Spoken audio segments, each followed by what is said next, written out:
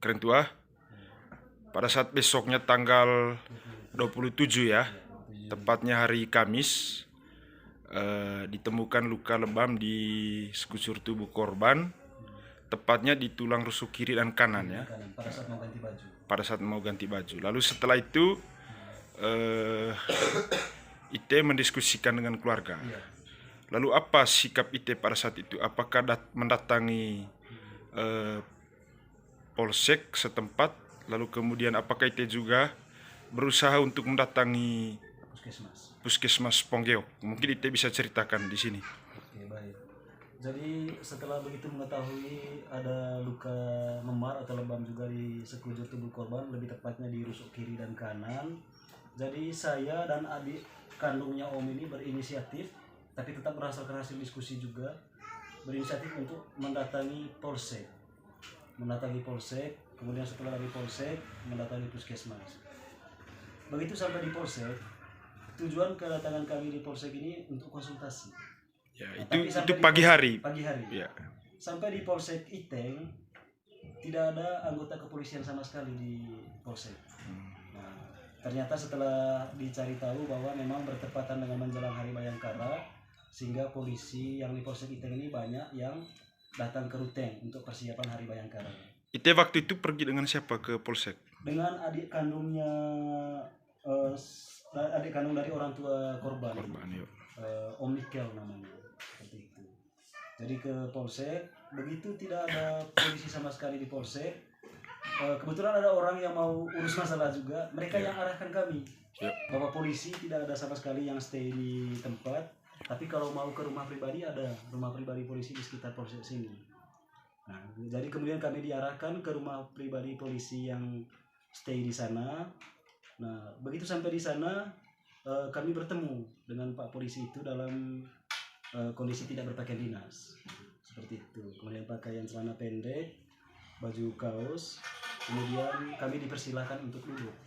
Sebenarnya kami duduk di dalam, tapi kami bilang tidak apa-apa, duduk di teras rumah aja, karena tujuan kami kesini itu bukan untuk membuat laporan, Pak. Kami murni hanya datang untuk konsultasi. Ya, jadi kemudian kami dipersilakan duduk, terus ditanyakan apa tujuan kedatangan kalian ke sini. Terus saya sampaikan kepada polisi yang ada itu bahwa kami sebenarnya dari Manggarai Barat, lebih tepatnya dari Kecamatan Loso. Jadi tujuan kami datang ke sini kemarin untuk melayat saudari kami yang meninggal dunia di Golocala. Seperti itu, di Golocala Desa Umum. Tapi begitu sampai di rumah duka, kami menemukan beberapa hal yang janggal terkait dengan mayat dari saudari kami yang meninggal ini. Artinya berdasarkan laporan dari informasi dari keluarga bahwa dia meninggal jantungan atau mati kaget. Nah, tapi ternyata begitu kami lihat kondisi mayatnya ini ada luka lebam. Ada lebam di sekitar dahinya. Sekitar dahi. Kemudian kami telusuri lebih jauh, ada juga luka di bibir bagian bawah. Kemudian begitu dibuka mulutnya, ada semacam sisa-sisa darah yang dibersihkan, ada bercak di sekitar area gigi. Jadi itu tujuan kami ke sini, Pak, untuk konsultasi kira-kira bagaimana yang harus kami lakukan terkait dengan saudari kami ini. Karena terus terang kami belum pernah mengalami situasi seperti ini sebelumnya. Terus Pak polisinya bilang, ya kalian sudah benar, artinya kalian kesini tadi untuk konsultasi, mencari tahu jalan keluar dari masalah kalian. Sambil diskusi-diskusi dengan Pak Polisi ini sambil menelpon atasannya juga untuk menyampaikan maksud dan tujuan kedatangan kami. Jadi dia konsultasi lewat telepon dengan atasannya, kemudian sebagai hasil konsultasi dia dengan atasannya, kami diarahkan untuk membuat laporan ke Polres. Seperti itu. Tapi sementara kami berdiskusi dengan Pak Polisi ini, tiba-tiba kepala desa umum datang katanya tidak usah berpikir yang aneh-aneh. Tujuan kedatangan saya ke sini menyusul kalian ini hanya untuk memastikan keamanan saja. Kalau kami tidak persoalkan hal itu, seperti itu. Nah, terus kami diarahkan oleh Pak Polisi ini tadi, kalau misalnya kalian membuat laporan resmi terkait dengan meninggalnya korban ini, kalian bisa langsung ke Polres. Ke Polres atau ke Polsek? Ke Polres, dari Polsek Polres. dari Polsek Polisi mengarahkan ke Polres Ruteng. ke Polres Ruteng. Ya. Terus saya tanyakan, Pak, kira-kira apa yang perlu kami persiapkan kalau kami membuat laporan di Polres? Apakah ada berkas-berkas tertentu yang kami persiapkan? Nah, terus polisinya arahkan untuk sementara, mungkin itu diperlukan nanti, tapi bisa di belakang, maksudnya belakangan. Tapi yang diperlukan dulu setelah dari sini nanti, kalau memang kalian mau ke Polres Ruteng, tolong singgah di Puskesmas Ponggeok dulu.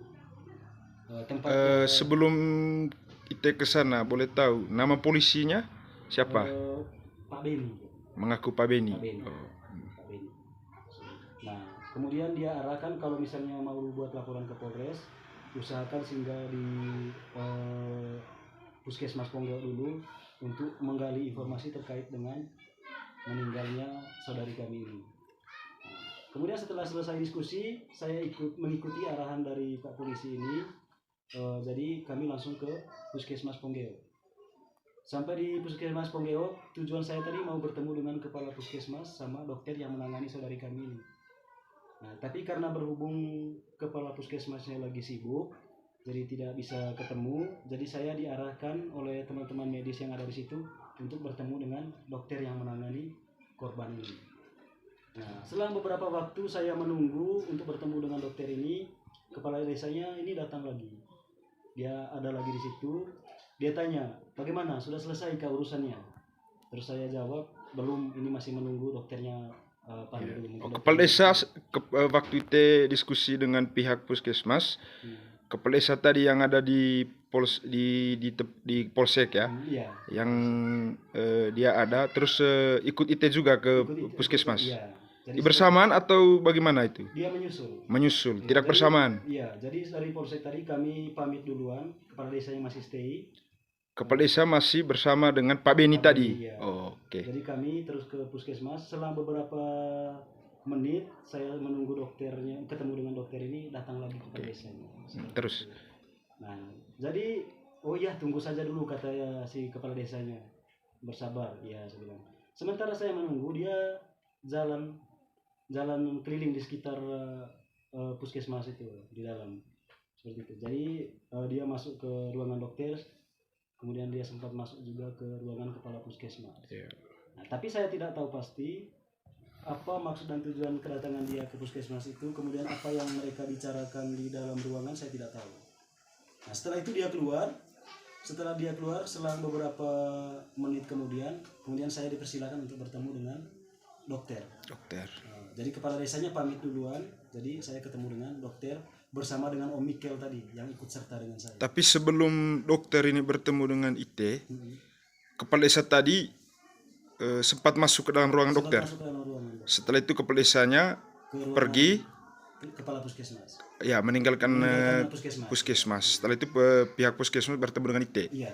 Oke, terus. Jadi begitu kami dipersilakan masuk untuk bertemu dengan dokter yang menangani korban ini, terus dokternya tanya, apa tujuan kehadiran kalian di sini? Terus saya sampaikan bahwa kami adalah keluarga dari pasien yang meninggal kemarin. Jadi tujuan kehadiran kami di sini itu mau menggali informasi. Karena kami merasa ada kejanggalan berkaitan dengan meninggalnya saudari kami ini. Jadi kami mau tahu pasti. Karena dia sempat dibawa ke sini kemarin, kira-kira apa penyebab kematian dari saudari kami? Nah, terus dokternya langsung menjawab dia keracunan, Pak. Terus saya tanya lebih lanjut. Nah, keracunan ini itu berdasarkan hasil pemeriksaan tim medis di sini atau bagaimana? Dokternya menjawab berdasarkan cerita dari keluarga yang mengantar pasien ke sini. Seperti itu. Berarti bukan berdasarkan hasil pemeriksaan di sini, bukan, berdasarkan cerita dari keluarganya. Terus saya tanya lebih lanjut, ya berarti dia keracunan dokter ya? Iya. Terus dokter, bagaimana dengan ada luka memar dan lebam di sekitar dahinya dokter? Di area dahinya itu di alis kiri sebagian atas. Itu kira-kira apa penyebabnya sampai ada memar atau lebam begitu? Terus lagi-lagi dokternya menjawab bahwa itu disebabkan karena pada saat korban ini meninggal, dia dalam kondisi tertunduk, artinya dahi kepalanya itu dia sandarkan ke tangannya begini. seperti itu. Itu yang membuat luka lebam di dahi. Itu berdasarkan penjelasan dokternya. Artinya dari menjelang dia meninggal sampai dia sudah meninggal itu kondisinya seperti itu. Berdasarkan pengakuan dari keluarga tadi lagi-lagi. Bukan berdasarkan hasil pemeriksaan mereka. Jadi itu yang menyebabkan ada semacam memar atau lebam di sekitar dahinya. Itu karena dia posisi meninggalnya pada tertunduk atau menyandarkan dahinya kepada di tangannya dia. Seperti itu.